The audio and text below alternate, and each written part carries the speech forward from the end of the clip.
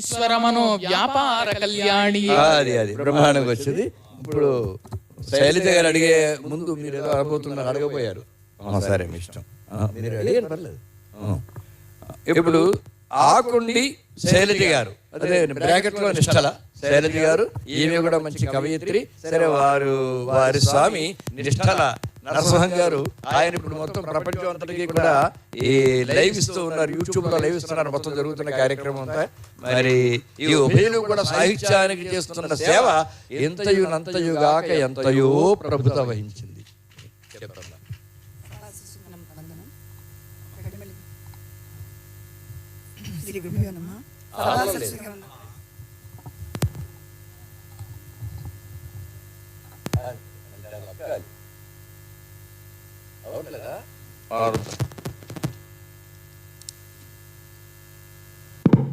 అందుకే స్పేర్ ఎట్ట పెట్టుకున్నాం.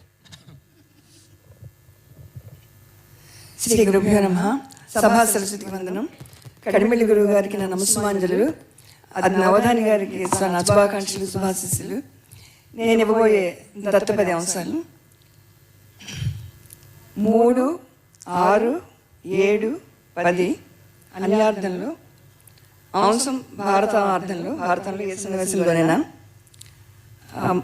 వృత్తం మత్త కోకిల 3, 6, 7, 10 భారతార్థంలో, భారతంలో అంశము అది భారతంలో మత్త కోకిల వృత్తం. మత్త కోకిల వృత్తంలో చెప్పాలి, భారతార్థంలో చెప్పాలి. ఈ 3, 6, 7, 10 అని అంకెలుగా వాటిని ఉపయోగించకూడదు. అది స్వార్థంలో ఉపయోగించకూడదు, అవి అంకెలుగా కాకూడదు. ఇంకేదైనా అర్థంలో దాన్ని ఉపయోగించాలి. అది చాలా కోరారు, కోరిక చాలా ఎక్కువే. కూర్చోండి. 3, 6, 7, 10 అంటే 3 అంటే 3 అని అర్థం కాదు, 7 అంటే 7 కాదు, 6 అంటే 6 కాదు, 10 అంటే 10 కాదు. వేరే అర్థం మీ ఇష్టం, దావధాని గారి ఇష్టం. అర్థం మార్చి స్వార్థ త్యాగం అంటారు దీన్ని. స్వార్థ త్యాగంతో మత్త కోకిలలో చెప్పాలి.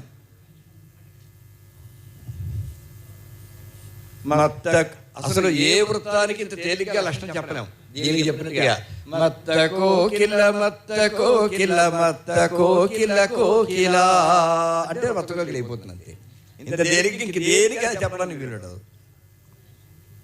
ఆ వృత్తంలో చెప్పండి. ఇప్పుడు రాజ్యమూడును ఏమో 3 వచ్చేస్తుందండి. రాజ్యమూడును ఏమకో పదిలమ్ముగా నిలుపన్వలెన్. రాజ్యమూడును ఏమకో పదిలమ్ముగా నిలుపన్వలెన్. 10 కూడా వచ్చేస్తుంది. అది 10 కూడా వచ్చేస్తుంది. ఒకేసారి 2 ఇచ్చేసరి మీకు 3, 10 కూడా వచ్చేస్తుంది. రాజ్యమూడును ఏమకో పదిలమ్ముగా నిలుపన్వలెన్. అది మొత్తం రెండో పదం వేయకపోయినా పర్వాలేదు.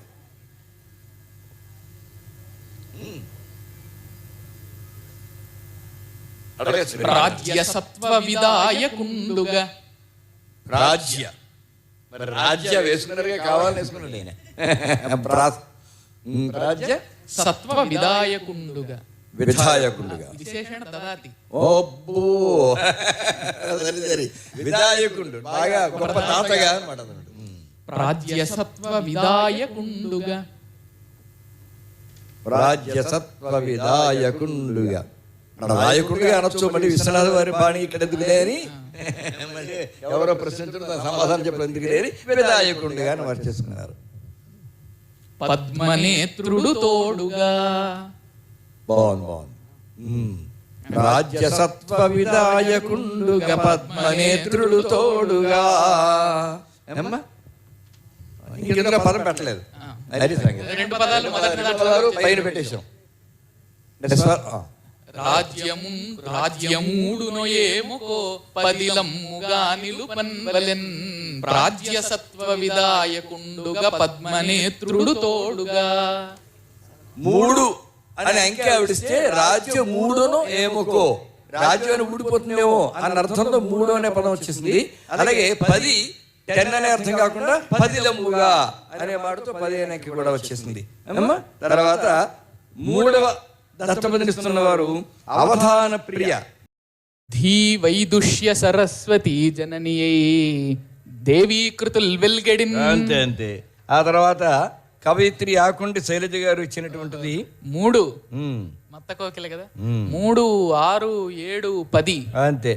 3, 6, 7, 10 ఇచ్చారు. అందులో 3, 10 అయిపోయాయి అంతే. రాజ్యమూడునో ఏమో కోపదిలమ్ముగా నిలుపన్వలెన్. రాజ్యమూడునో ఏమో కోపదిలమ్ముగా నిలుపన్వలెన్. ప్రాజ్య సత్వ విదాయకుండగు పద్మనేత్రుడు తోడుగా. అంతే అంతే. ఇప్పుడు 6, 7 అంతే కదండి. అంతే.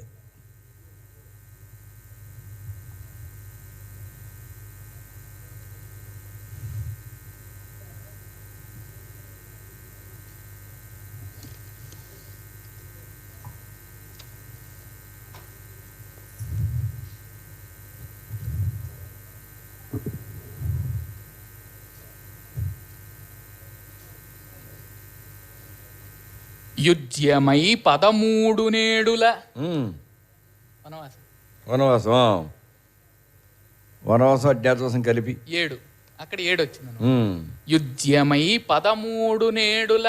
అది 7 అంటే సంవత్సరం అని అర్థంలో తీసుకున్నారు, అంకె కాకుండా. అది ఓర్పు కొంటిమి కాని. యుజ్యమై 13 నేడుల. ఓర్పు కొంటిమి కాని 13 ఏళ్ళు అలాగే ఓర్పు వహించాం, చెల్లియో చెల్లకో. ఇంక ఇప్పుడు సాగు గతించే. అది ఓర్చుకొంటిమి కాని 3 ముందు వచ్చేసి 3 ముందు వచ్చేసి రాజ్యం 3. 3 సంఖ్యపరంగా తీసుకోకూడదు కదా, అందువల్లే అక్కడ ఊడు అని అన్నాం, ఇక్కడ 7. అది 7 సంవత్సరం.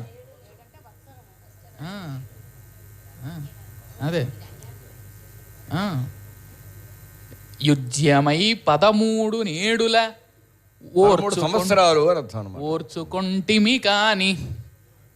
ఈ 3 ఇక్కడ తీసుకున్నది కాదు, ఇక్కడ 13 3 అంకెలే, కానీ దాని మొదటి పాదంలో పెట్టేశాం. రాజ్యం 3 అన్న దాని చోట.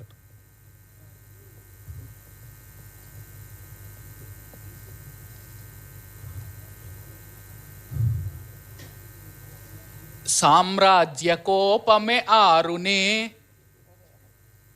6 అనడానికి బాగుంది. సామ్రాజ్య కోపమే 6నే. సామ్రాజ్య కోపమే 6నే. ఆ కోపం ఆరిపోతుందా, ఆరుతుందా అంటే కోపాలు తగ్గుతాయి లేదా ఎప్పటికైనా? 13 ఏళ్ళు గడిచినా కోపం అలాగే ఉందా? కానీ విచిత్రం, కోపం అనేది ఎవరికైనా కొన్నాళ్ళకే అలా తగ్గిపోతుంది, కానీ దుర్యోధనుడికి 13 ఏళ్ళు గడిచినా కోపం పెరిగింది కానీ తగ్గలేదు. అది ఒక దురదృష్టకరమైన మనస్తత్వం అది.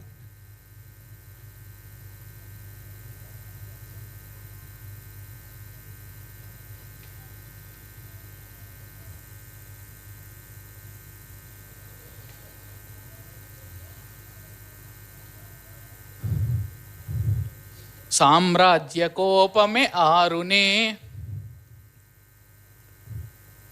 అంతే, ఇక్కడ 6 కూడా వచ్చేసింది కాబట్టి అన్నీ అయిపోయినట్టే. అన్నీ అయిపోయాయి. సామ్రాజ్య కోపమే 6నే.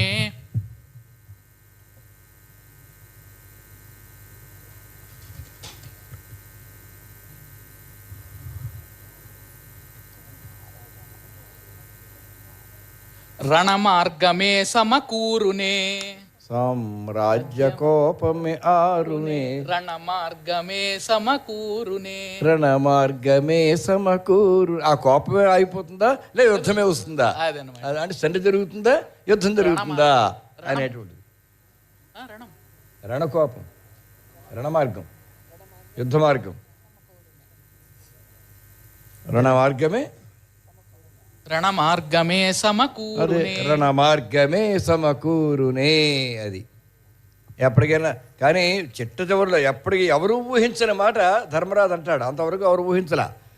నాకు శాంతి అంటే ఇష్టం, రక్తం పారడం ఇష్టం లేదు, కానీ నెత్తురు ప్రవహిస్తే తప్ప, యుద్ధం జరిగితే తప్ప మా రాజ్యం మాకు ఇవ్వము అంటే యుద్ధం చేయడానికి మేము వెనకాడమన్నారు.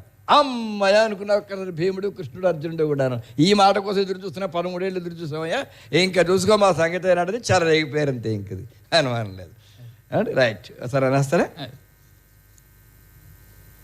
రాజ్యమూడు నొయేమొకో పదిలమ్ముగా నిలుపన్వలెన్ ప్రాజ్యసత్వ విదాయకుండగు పద్మనేత్రుడు తోడుగా యుజ్యమై 13 నేడుల ఓర్చుకొంటిమి గాని సామ్రాజ్య కోపమే ఆరునో రణమార్గమే సమకూరునో. అంతే బ్రహ్మాండంగా వచ్చింది. ఇప్పుడు 3వ దత్తపదిని ఇచ్చిన వారు శ్రీ గంటేర